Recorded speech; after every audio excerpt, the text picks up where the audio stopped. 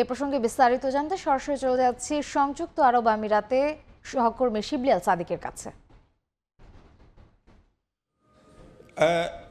সকল জল্পনা কল্পনার অবসান ঘটিয়ে সংযুক্ত আরব আমিরাতে শারজা হামরিয়া সমুদ্র বন্দরে অবশেষে নোঙর করেছে এমভি আবদুল্লাহ বাংলাদেশি পতাকাবাহী জাহাজ। আপনারা জানেন, সোমালিয়া জলদস্যুদের কবল হতে গত 14 এপ্রিল মুক্ত হয়ে সেটি সংযুক্ত আরব আমিরাতের পানে রওনা দেন এবং গতকাল রবিবার 2:30 সেটি সংযুক্ত আরব আমিরাতের অধুরে নোঙর করেছিলেন। কিন্তু নানান আনুষ্ঠানিকতা সম্পন্ন করে বিভিন্ন আইনি প্রক্রিয়া সম্পন্ন করে সেটি আজকে সন্ধ্যা 6টা নাগাদ সংযুক্ত আরব আমিরাতের শারজা হামিরিয়া অঞ্চলে নোঙর করেন এবং হোটেলে, বিশেষ করে সংযুক্ত আরব আমিরাতের এই হোটেল থেকে বাংলাদেশ মিশন কর্মকর্তারা মালিক পক্ষের সাথে আলাপ আলোচনা করে তারা একটা মিটিং করে এখান থেকে সন্ধ্যা 6টার দিকে রওনা দেন নাবিকদের বরণ করার জন্য। সন্ধ্যা 6টায় সেরা জাহাজে পৌঁছলে নাবিকরা অনেকটা আবেগ আপ্লুত ছিল এবং মালিক পক্ষকে জড়িয়ে ধরে অনেকে কান্নাকাটি করেছিলেন।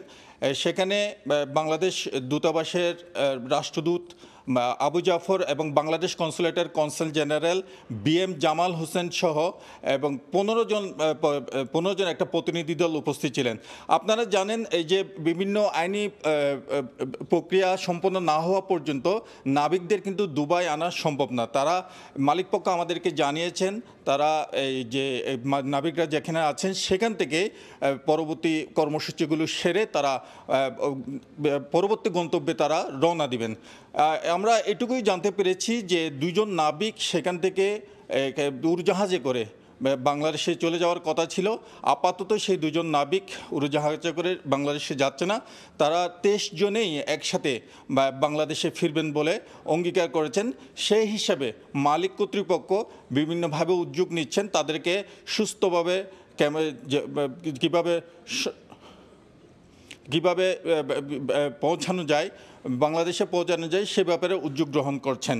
আরেকটা বিষয় জেনে রাখা উচিত, সেখানে যখন তাদেরকে বরণ করতে যান সেই সময় একজন ডাক্তার সাথে নিয়ে যান এবং সেই ডাক্তার সেখানে থাকবেন এবং সেই ডাক্তারটা তাদের চিকিৎসা সেবা নেবেন এবং অন্যান্য বিষয় খবর রাখার জন্য মালিক পক্ষের লোকজনও সেখানে রয়েছেন। আমার কাছে এই এমভি আবদুল্লাহ প্রসঙ্গে সর্বশেষ তথ্য ছিল এটি। পরবর্তীতে আর কোনো তথ্য থাকলে পরবর্তীতে জানিয়ে দেওয়া হবে। সরাসরি ছিলাম সংযুক্ত আরব আমিরাতে।